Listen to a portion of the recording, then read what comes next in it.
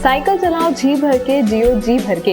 जी mart cycle paradise, Hero cycles के authorised dealer, 66 Fawwara चौक, उज्जैन। नमस्कार, जय श्री महाकाल। न्यूज मालवा के बुलेटिन में आप सभी दर्शकों का एक बार फिर स्वागत है। आइए नजर डालते हैं आज के कुछ खास बुलेटिन पर।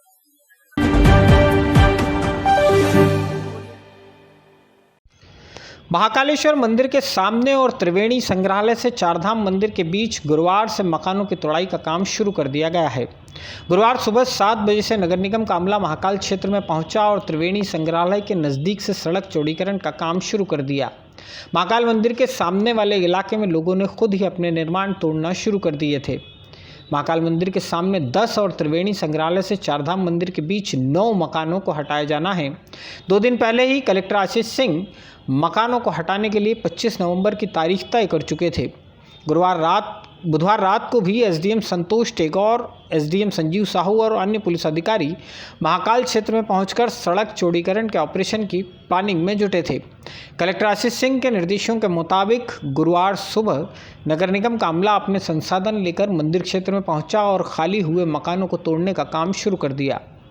महाकालेश्वर मंदिर परिसर के विस्तार के लिए सामने बने 11 मकानों के अधिग्रहण की प्रक्रिया पिछले लगभग 6 महीने से चल रही थी। राजस्व विभाग ने इन मकानों के अधिग्रहण के लिए लगभग 13 करोड़ रुपए मुआवजा राशि निर्धारित की है। 3 मकानों के मालिकों को मुआवजा रकम सौंप भी दी गई है। शेष का बंटवारा, किराएदारी विवाद और अन्य न्यायालय संबंधी विवाद होने से मुआवजा वितरण रोका गया है। महाकालेश्वर मंदिर के ठीक सामने रहने वाले शेखर गणेश परचुरे के परिवार को बुधवार शाम को न्यायालय से प्रशासनिक अधिग्रहण की प्रक्रिया पर स्थगन आदेश मिला था। इस परिवार ने मकान के अधिग्रहण की प्रक्रिया पर आपत्ति ली थी। फिलहाल इस मकान को नहीं छेड़ा गया है। मंदिर के सामने वाले हिस्से में कई किराएदार दुकानदार वर्षों से यहाँ कारोबार कर रहे थे। प्रशासन ने भवन मालिकों के लिए तो मुआवजा प्रक्रिया पूरी की, लेकिन किराएदारों के पुनर्वास या जीवन यापन के लिए कोई कदम नहीं उठाया गया। गुरुवार सुबह जब प्रशासन का अमला महाकाल क्षेत्र में कार्रवाई करने पहुंचा तो 10 से ज़्यादा दुकानदारों ने बिना सामान निकाले अपनी दुकानों पर ताले डाले और उन पर नोटिस चिपकाकर यहां से चले गए। देखिए, जो विस्तारीकरण का प्रोजेक्ट है उसके 2 जो भाग थे वो काफ़ी दिनों से पेंडिंग थे। एक तो जो मंदिर के फ्रंट का जो हिस्सा है जिसमें 11 मकान आते हैं, उन 11 मकानों का अधिग्रहण हम लोगों ने कर लिया था। मुआवजा राशि भी चली गई है, उनको आज हटाने की कार्रवाई प्रारंभ करी गई है। कुछ मकान आज हट भी गए हैं। इसके अलावा जो त्रिवेणी संग्रहालय से चारधाम की रोड है उसको भी हम लोग 12 मीटर से 24 मीटर कर रहे हैं। उस पर भी कुछ बाधक मकान थे, उनको हम लोगों ने अधिग्रहण कर लिया है, पैसे भी दे दिए। आज उनको भी हटाने की कार्रवाई हमारे द्वारा करी गई है।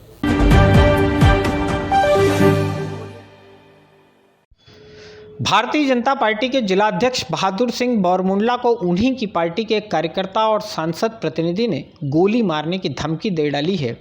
वजह सिर्फ इतनी थी कि भाजपा जिलाध्यक्ष ने मंच से सांसद प्रतिनिधि का नाम नहीं लिया था। इस घटना के बाद सांसद अनिल फिरोजिया ने प्रतिनिधि को पद से हटा दिया है। इसके अलावा जिलाध्यक्ष बहादुर सिंह बौरमुंडला ने सांसद प्रतिनिधि के खिलाफ एफआईआर भी दर्ज करवाई है। यह घटनाक्रम मक्सी रोड के कायथा गाँव का है। बुधवार को कायथा में सड़क और सार्वजनिक शौचालय के लोकार्पण का एक कार्यक्रम आयोजित किया गया था। भाजपा जिलाध्यक्ष बहादुर सिंह बौरमुंडला बतौर अतिथि इस कार्यक्रम में आमंत्रित किए गए थे। मंच पर कार्यक्रम के दौरान जब बौरमुंडला अपना संबोधन दे रहे थे तब तराना मंडी में सांसद प्रतिनिधि स्वरूप उर्फ गुड्डू पांडे ने मंच के सामने खड़े होकर उन्हें खुद का नाम लेने का इशारा किया। बौरमुंडला अपना उद्बोधन देते रहे, उन्होंने इस पर ध्यान नहीं दिया। इससे नाराज होकर गुड्डू पांडे ने एक हाथ में रिवॉल्वर रखकर दूसरा हाथ से बौरमुंडला को गोली मारने का इशारा किया। कार्यक्रम खत्म हुआ और बौरमुंडला मंच से नीचे उतरे, तब भी गुड्डू पांडे ने उन्हें गोली मारने की धमकी दी। इस दौरान गुड्डू पांडे और बौरमुंडला के बीच हल्की कहासुनी भी हुई। गुड्डू पांडे मूल रूप से लक्ष्मीपुरा गांव का निवासी है। सांसद अनिल फिरोजिया ने उसे तराना कृषि उपज मंडी में अपना प्रतिनिधि बना रखा था। भाजपा के जिलाध्यक्ष के साथ गुड्डू पांडे द्वारा की गई हरकत की जानकारी जैसे ही सांसद को लगी, उन्होंने गुड्डू पांडे को सांसद प्रतिनिधि के पद से हटा दिया।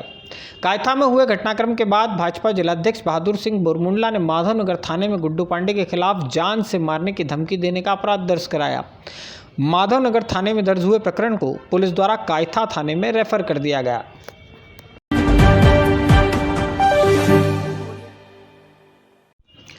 महाकालेश्वर मंदिर में 6 दिसंबर से कोरोना काल के पहले की ही तरह गर्भगृह में श्रद्धालुओं का प्रवेश आरंभ हो जाएगा।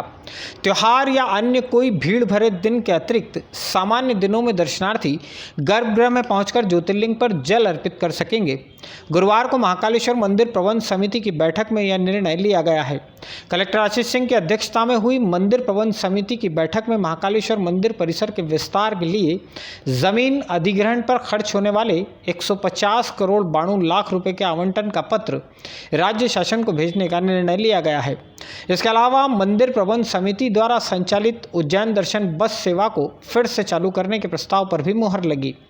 मंदिर समिति आने वाले वक्त में मंदिर परिसर में ही श्रद्धालुओं के लिए त्रिवेणी संग्रहालय से फैसिलिटी सेंटर तक आने जाने के लिए ई कार्ड सेवा भी उपलब्ध कराएगी। देखिए, आज की जो प्रबंध समिति की बैठक हुई है उसमें निर्णय लिया गया है कि जो आगामी महीना है उसका जो प्रथम सोमवार है अर्थात 6 दिसंबर को गर्भगृह में आम जनता की श्रद्धालुओं की एंट्री जो है वो प्रारंभ हो जाएगी। विगत 2-2.5 वर्षों से जब से कोरोना शुरू हुआ था तब से ये व्यवस्था जो है बंद थी। हालांकि जब कोरोना की गाइडलाइंस हट गई थी तो हम लोगों ने नंदी हॉल को तो खोल दिया था, लेकिन गर्भगृह के लिए कई सारी व्यवस्थाएं बनानी पड़ती, उनका समय निर्धारित करना पड़ता है और दूसरी कई सारी चीज़ें होती, इसीलिए प्रबंध समिति में इस विषय को रखा गया था। 6 दिसंबर से ये व्यवस्था लागू हो जाएगी और इसके जो नियम हैं, जो समय होगा या फिर जो प्रक्रिया होगी उसका निर्धारण अभी प्रबंध समिति के द्वारा तब तक कर लिया जाएगा। प्रशासक को इसके लिए अधिकृत किया गया है। 2-3 दिनों के अंदर वो गाइडलाइंस भी हमारे द्वारा निकाल दी जाएगी।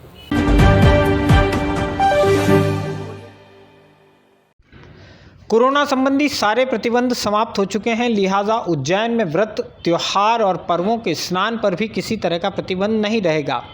4 दिसंबर को शनिश्चरी अमावस्या है। अब किसी तरह के प्रतिबंध नहीं है, लिहाजा शनिश्चरी अमावस्या पर त्रिवेणी घाट पर पहले की तरह ही भीड़ जुटेगी। गुरुवार को कलेक्टर आशीष सिंह और एसपी सत्येंद्र कुमार ने अधीनस्थ अधिकारियों के साथ त्रिवेणी घाट का निरीक्षण किया। दौरे में बहुत से मुद्दों, बहुत सी तैयारियों पर बात हुई, लेकिन हम आपको केवल एक खास बात बताएंगे। खास यह कि क्षिप्रा में शनिश्चरी अमावस्या के स्नान से पहले नर्मदा लाइन का जल लाकर त्रिवेणी क्षेत्र में नदी को भरा जाएगा। ये स्थिति तब है जब पूरे वर्षाकाल में क्षिप्रा नदी से इतना पानी बहकर निकल चुका है जितने में 5 बार गंभीर बांध भर जाता।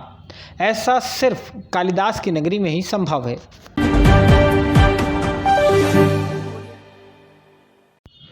दाऊदी बोहरा समाज के 52वें धर्मगुरु डॉक्टर सैयदना मोहम्मद बुरहानुद्दीन साहब की 111वीं और धर्मगुरु सैयदना डॉक्टर मुफद्दल सैफुद्दीन साहब की 78वीं सालगिरह के मौके पर गुरुवार सुबह बोहरा समाजजनों ने शहर में चल समारोह निकाला।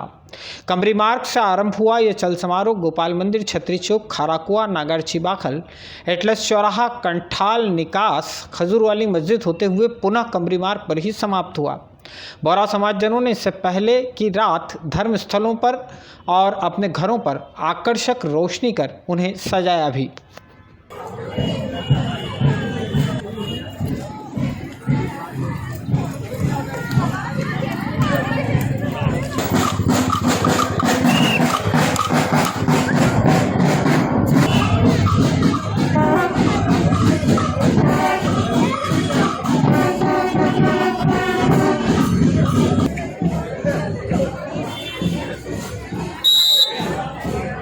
जो 52वें धर्मगुरु थे उनकी सालगिरह का दिन है, लेकिन जो 53वें धर्मगुरु है उनका जन्म मुहर्रम में हुआ, रमजान में हुआ था, इसलिए दोनों की मिलाद, दोनों की सालगिरह हम आज ही मनाते हैं। और उसकी खास वजह यह है कि दोनों सालगिरह भी मिल जाती है, वक्त भी मिल जाता है, रमजान में नहीं हो सकता है।